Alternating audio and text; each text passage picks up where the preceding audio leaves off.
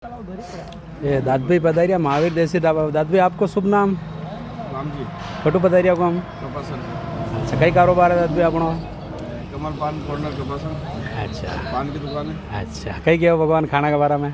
खाना बहुत अच्छा है, देसी बोले तो देसी है ना सर? एक नंबर खाना है। धन्यवाद सर। आपका शुभ नाम? सर कुलदीप खटू पधारिया को हम। कपासन हाँ, कई कारोबार है आपनो? मैं कमल पान कॉर्नर। अच्छा, कई क्या हुकुम खाना के बारे में? बहुत अच्छा भोजन है। धन्यवाद सर। आपका शुभ नाम गुड़िया? कहाँ से पधारे? कोटा। कोटा से। कैसा लगा बेटा खाना? बहुत टेस्टी। धन्यवाद। बाबू जी आपका शुभ नाम? विष्णु बारिया। खटू पधारिया हुकुम। कपासन।